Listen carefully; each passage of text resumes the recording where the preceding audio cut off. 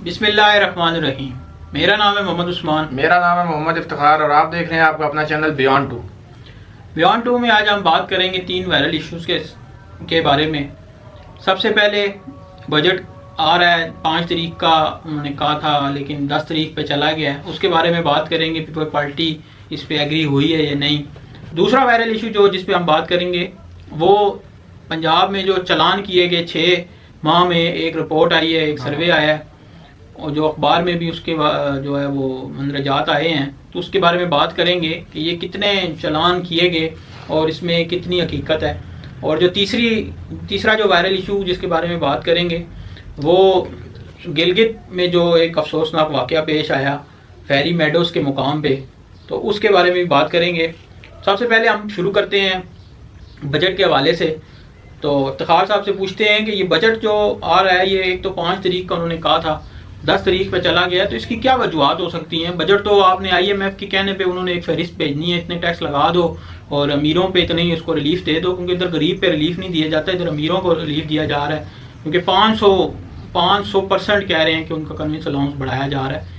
तो आप क्या समझते हैं, ये इख्तलाफात भी आ रहे हैं, तो ये इसमें क्या वजह हो सकती है इफ्तिखार साहब? असल में बात यह है उस्मान भाई कि बजट जो है वो हमने कल ही कह दिया था कि तो बस एक फॉर्मेलिटी के तौर पे होता है। असल तो काम इसका होता है वहाँ पे बोझ डालना और गरीब वहाँ पे बोझ डालना, और होगा भी वही। लेकिन बस असल में अभी ये मसला ये है कि हम खुद मुख्तार नहीं दे, तो हमें IMF से मंजूरी करवानी है। अब IMF जो चीज़ें शराइत दे रही है, अब वो हमारी गवर्नमेंट में जो नूरा खुशी खेलना स्टार्ट कर दी गई है, क्योंकि गिलगित के इलेक्शन भी हैं, वहाँ पे भी चल रहे हैं। इसलिए उन्होंने थोड़ा सा अपने आप को ये जाहिर करना है कि हम जो है वो जो है ना आवाम के बड़े हक में है, क्योंकि उन दोनों ने गिलगित के इलेक्शन में भी अपने आप को कंटेस्ट करवा रहे हैं, तो उन्होंने वहाँ पे भी देखना है कि कौन जीतेगा कौन हारेगा। अलबत्ता ये है कि इलेक्शन की बजट का जो है पहले बताया गया कि 12 जून पे, फिर 10 जून पे। अभी तक तो यही फैसला नहीं किया जा सका कि कौन सी तारीख फाइनल करनी है, लेकिन अभी जो ताज़ा तरीन इत्तलात थी उसके मुताबिक था कि 10 जून को यह बजट पेश किया जाएगा। और उस बजट के लिए बहुत सारे एहतजाज पहले भी रेडी हैं, कुछ टीचर्स भी हैं वो भी एहतजाज करने के लिए हैं, गवर्नमेंट जो एम्प्लॉयज़ हैं वो भी एहतजाज के लिए आ रहे हैं। उसकी सिर्फ वजह यह है कि जो महंगाई की शरह है वो ऑलरेडी बहुत ज़्यादा बढ़ा दी गई है और तनख्वाहों का जो इजाफा है वो उस सारे सिनेरियो को मैच नहीं कर पा रहा, जिसकी वजह से ये भी अभी तक इतलात हैं कि ये पार्लियामेंट हाउस के बाहर जाके ये एहतजाज भी किए जाएंगे बजट के दौरान। और अपोजिशन भी इसके लिए तैयार है, अपोजिशन ने भी कहा है कि हम भी एहतजाज करेंगे। तो देखें अभी ये तो पाकिस्तान में जो है ना ये इस तरह चलता रहता है। हम बनाना रिपब्लिक इसको इसलिए कहते हैं कि यहाँ पे ये मामला साथ रहते हैं। नूरा किश्ती भी चलेगी, बजट भी जो है वो भी साथ पेश किया जाएगा, शोर शराबा भी होगा, कापियाँ फाड़ी जाएंगी, लेकिन असल जो बीच में मकसद होगा एलीट क्लास को फ़ायदा मिल जाएगा और गरीब के ऊपर सारा बोझ डाल दिया जाएगा। बिल्कुल ऐसे ही है, टीवी पे दिखाने के लिए, अवाम को दिखाने के लिए एक जो है वो मसनूई जो बंदा कहते हैं एहतजाज किया जाएगा कि हम इसके ख़िलाफ़ हैं, ये बहुत है, थोड़ा मीडिया टॉक्स में किया जाएगा, उसके ख़िलाफ़ कहा जाएगा। लेकिन बेसिकली तो एक जो है वो ये एक का उनका चल रहा है। जिस तरह अभी गिलगित की आपने बात की, तो ऐसे ही है, दोनों पार्टियां इलेक्शंस की कैंपेन कर रही हैं और एहतजाज जो इलेक्शन का जो जलसे हैं उसमें एक दूसरे पे लफ्जी गोलाबारी कर रही हैं। लेकिन इसमें हम एक बात और करेंगे, जो अगर आप 2 पार्टियां तो कर रही हैं लेकिन उनको खुल्लम खुल्ला इजाज़त है सारा कुछ करने की, कैंपेन कर रही हैं, जो तीसरी जमात है वो उसको आप इतनी रिलीफ नहीं दे रहे कि आप उसके जो लीडर हैं वो अगर पिंडी या इस्लामाबाद से ट्रैवल भी करते हैं तो उनको ऑफलोड किया जा रहा है।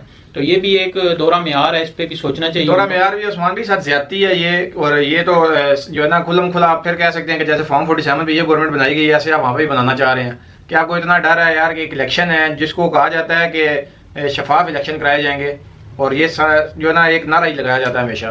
तो आज वो एक वीडियो आई थी, उसमें जो नून लीग के जो है एक वजीर हैं इख्तियार वली, वो वहाँ पे गए हैं कैंपेन के सिलसिले में।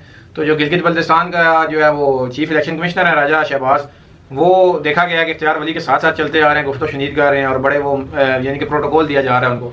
तो इससे साफ नजर आता है कि ये इलेक्शन सिर्फ एक जो है ना वो बराए नाम ही होगा।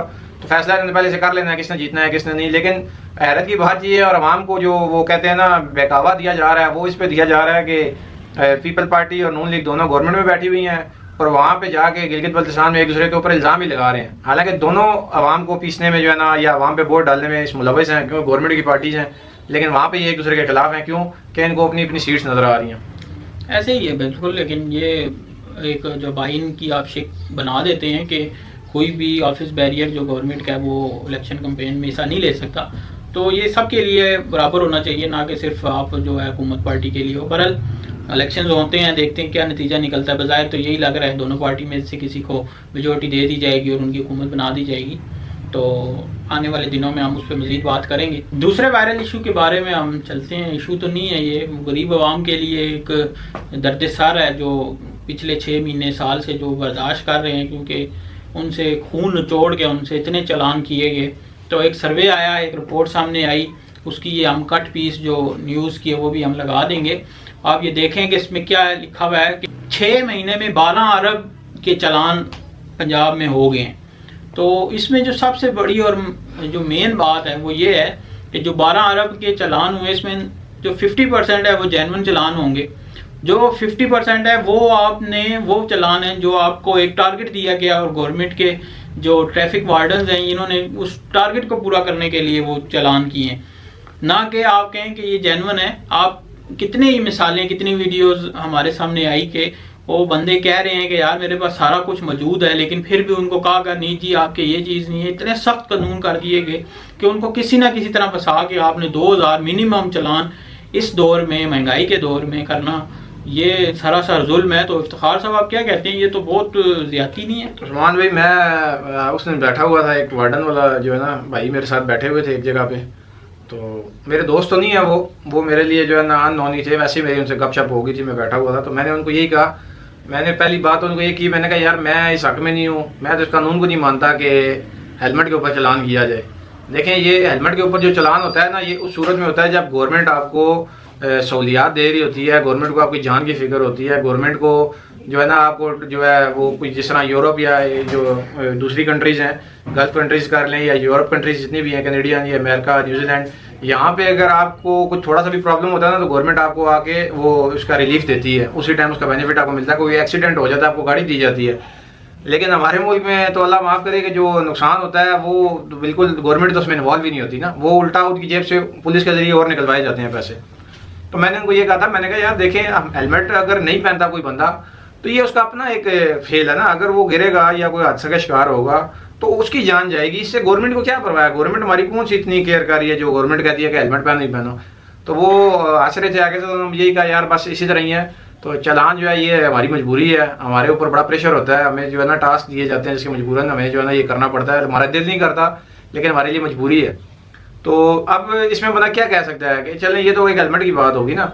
देखें, जो चालान जेन्युइन बनते हैं, कोई अगर सिग्नल की वायलेशन करता है, कोई अगर बंदा जो है अंडर एज बाइक चला रहा है, किसी के पास लाइसेंस नहीं है या कोई रॉन्ग वे आता है, ये जो है जेन्युइन चालान होते हैं और ये करने भी चाहिए, ये हक भी बनता है। क्योंकि वो बंदा अगर कोई इशारा तोड़ता है तो वो अपने साथ दूसरे की भी जान की परवाह नहीं कर रहा, दूसरे की भी जिंदगी खतरे में डाल रहा है, ये जेन्युइन बात है। लेकिन अब टास्क दे के अगर आप पूरा करेंगे, क्योंकि गवर्नमेंट को इससे ना, पंजाब गवर्नमेंट को बड़े अच्छे तरीके से ये शुरू के 2 महीनों में ही पता चल गया था ये हमारे पास बहुत आसान तरीका है गरीब आवाम की जेब से पैसे निकलवाने, और हम बड़े आसानी से पैसे निकलवा लेंगे, और उन्होंने वो करके भी दिखाया।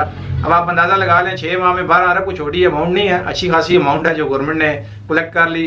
और ये आप ये कह सकते हैं जो तरक्याती काम जो हमारे इलाकों में हो रहे हैं ना, जो पिंडी में या आगे अदर सिटीज़ में जो हो रहे हैं, ये हमारे चालान के पैसों से ही हो रहे हैं और ये हमसे ही पूरे करके वहाँ पे पूरे किए जा रहे हैं। ये सीधे टास्क दिए जाते हैं। ज़्यादती सिर्फ गरीब के साथ की जाती है, अमीर के साथ नहीं होती। आप अभी रोड पे निकलें तो मैं कहता नहीं हूँ, लेकिन इस तरह बड़ा गलत लफ्ज़ है इनके लोगों के लिए कि ये इस तरह दोनों साइडों पे खड़े होंगे कि जैसे पता नहीं कोई वो भूखा जो है ना रोटी की तलाश में निकला होता है, इस तरह ये पकड़ रहे होते हैं लोगों को। यार कोई अपने मुल्क के शहरी हैं आपके साथ और बदतमीजी से बात करना, ये कौन सा तरीका है? तो ये गवर्नमेंट को थोड़ा सा ख्याल करना चाहिए, वो थोड़ा सा आवाम के साथ जो है ना अच्छे तरीके से डील करना चाहिए, कोई रिलीफ देना चाहिए। उल्टा आप आवाम की गरीब की जेब से खाली पैसे निकाल रहे हैं। और टोटल अगर आप ये जो 12 अरब के चलान है ना, इसमें अगर आप बाइक्स के चलान देखेंगे तो मेरे ख्याल में तकरीबन जो है ना इसमें ना करते हुए 8 से 9 अरब जो है वो बाइक के चलान के होंगे, कंफर्म बात है ये। और बाकी जो आप गाड़ी का कह सकते हैं, उसकी वजह ये है कि टोटल गरीब बंदा ही बाइक पे था और बाइक पे चलान जो है ना बेशुमार लोगों के हुए हैं।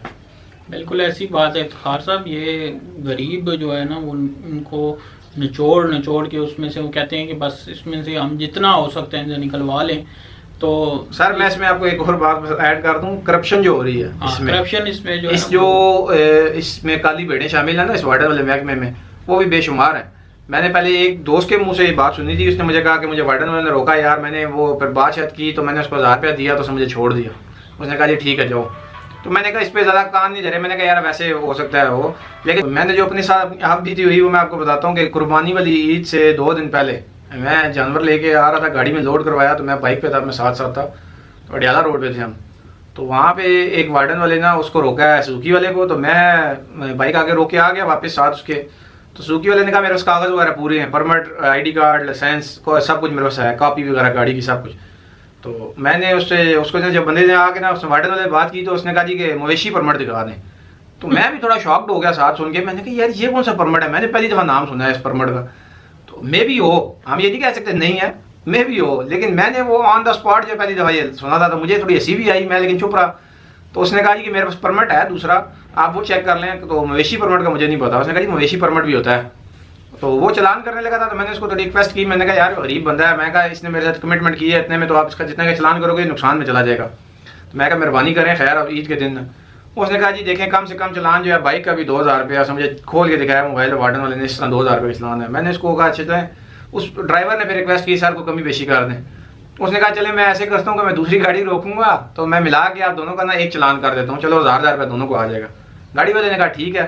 तो अब मैं ये सारा माजरा खड़ा एक साइड पे देख रहा हूँ उनको खाली। तो वो होता है ऐसे है कि उसने एक बाइक वाले को रोका, वार्डन वाले ने यूं बाइक को रोका, इसको कहता है आप 1000 रुपये देना।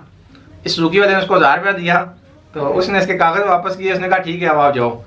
अच्छा मैंने अब वो सारा सीन देख लिया। देखिए अब हम क्या कर सकते हैं, मैं चाहता था वीडियो बना सकता था, या मैं चाहता तो मैं उससे बहस कर सकता था, लेकिन फ़ायदा नहीं था। मैं सिर्फ इसलिए नहीं बोला कि गाड़ी वाला जो है वो बेचारा मारा जाएगा, उसने दोबारा फेरे लगाने हैं, तो इसने वहाँ पे इसको छोड़ना नहीं था वार्डन वाले ने, ये बार बार इसका चलान करता। तो ये करप्शन इस तरह भी की जा रही है। अब उस बंदे ने हो सकता है मेरे पास कितने बंदों को रोक के ऐसे किया होगा, जो उसने अपनी जो है ना जेब भरी और गरीब की जेब से उसने पैसे निकाल लिए और उसको पूछने वाला कोई भी नहीं। तो ये जो है ना हमारी गवर्नमेंट से अपील है, इन पे भी ज़रा नज़र रखी जाए। और ये जो काली भेड़ें इस वार्डन वाले महकमे में भी आ चुकी हैं, तो इन पे नज़र रख के तो इनको सजा दी जाए, ताकि ये कम से कम ये करप्शन तो बीच में रोकी जा सके ना।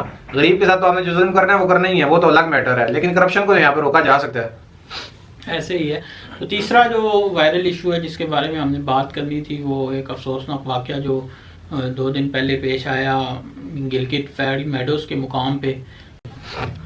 तीसरा वायरल इशू जिसके बारे में हम बात करना चाह रहे हैं वो एक अफसोसनाक वाक़या जो 2 दिन पहले फेरी मेडोज़ जो गिलगित के एरिए में जो सियाती मुकाम है उसके बारे में बात करेंगे कि उधर एक जीप हाइकिंग पे जाते हुए, जो हाइकिंग एक ट्रैक है लेकिन वो ऑफ रोड है, यानी कि वो सही तरह से कारपेटेड नहीं है, जीप उधर जाते हुए एक खाई में गिर गई। और खाई में गिरने के बाद वो कई घंटे तक किसी को उसका इल्म नहीं रहा, क्योंकि वो ज़ाहिर बात है उस जगह पे बहुत कम लोग जाते हैं। तो कई घंटों बाद उधर से किसी का गुजर हुआ, देखा एक जीप पड़ी है, और फिर उधर से उन्होंने रेस्क्यू किया, लेकिन वो बड़ी मुश्किलात से रेस्क्यू किया। तो इफ्तिखार साहब आप क्या कहते हैं कि ये जो रोड्स हैं, इतनी एहतियाती मुकाम है, इतने अरसे से उधर है, तो उसको क्यों नहीं डेवलप किया जा रहा? असल में उस्मान भाई बात ऐसे है कि यहाँ पे ये जो जीप माफिया है ना, आप यहाँ चले जाएँ या झील सैफल मलूक वाली साइड पर चले जाएँ, तो ये लोग ये जो ना ये काम नहीं होने देते, क्योंकि इनके अपने जो रोज़गार फिर बंद हो जाते हैं, तो ये गवर्नमेंट को इन्वॉल्व होने ही नहीं देते, और गवर्नमेंट मजबूर हो जाती है फिर वहाँ पे जो है ना वो कोई कदम नहीं उठा सकती या कुछ काम नहीं डेवलपमेंट करवा सकती। लेकिन गवर्नमेंट को चाहिए,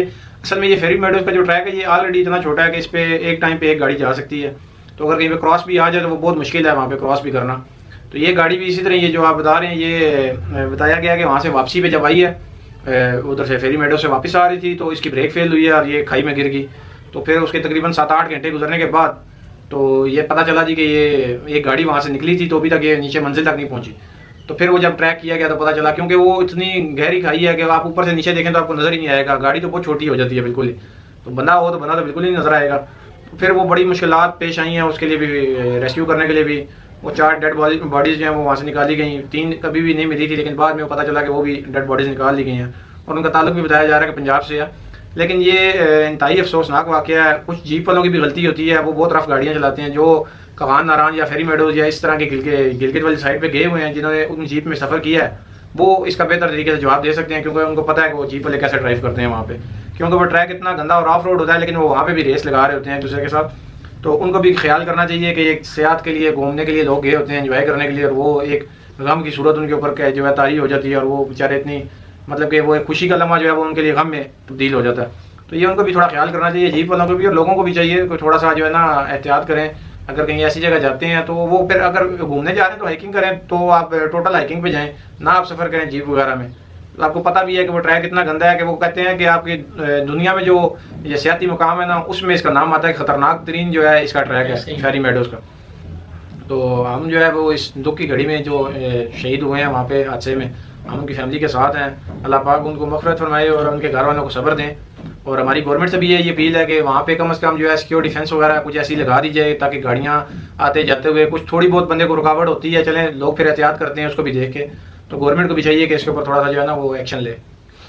ऐसे ही है, वो रोड जो है वो एक पॉइंट पे आके आपकी गाड़ी बंद हो जाती है आगे, ये जीप वाले कहते हैं कि हम लेके जाएंगे, और फिर जीप का भी एक रास्ता ऐसा एक पॉइंट आ जाता है कि जीप भी आगे नहीं जा सकती, फिर उससे आगे उधर घोड़े वाले खड़े हुए हैं वो लेके जाते हैं। लेकिन कुछ स्याह देखे हैं जो आपके टोटल वॉकिंग करते हैं इस वजह से कि यार वो इस तरफ उनको पता है कि रास्ता बिल्कुल नहीं है। पहली बात, अगर आप इंजॉयमेंट के लिए आए हैं, सेहत के लिए आए हैं, तो फिर आपने प्रॉपर अपने साथ टूल और सारी चीज़ें लेके आते हैं। वो बेशक वो पॉइंट बहुत अच्छा है, लेकिन वो इतनी हाइकिंग है कि आप आराम से हर बंदा कर सकता है, तो वो उसको हाइक करके और दूसरी तरफ जाते हैं। तो वो मेरे ख्याल में बेहतर है। जब तक ये हुकूमत ये रोड नहीं बनाती, हमारा तो यही मुतालबा है कि इसको रोड प्रॉपर किया जाए। तो अगर नहीं भी अभी रोड का है, तो जिस तरह इन्होंने बात की इफ्तिखार वही नहीं कि एक ऑफेंस होनी चाहिए, ताकि एक सिक्योरिटी होनी चाहिए, रुकावट होनी चाहिए, कोई जीप या कोई और चीज़ गाड़ी जा रही है वार्डन वाले खड़े कर दें वहाँ पे, कोई ऐसा कोई मैकेनिज्म बना दें कि लोग खड़े हों वहाँ पे, सिक्योरिटी वाले मामूर हों वहाँ पे खड़े हुए, जो इनकी स्पीड को चेक एंड बैलेंस रखें, इनको रोकें,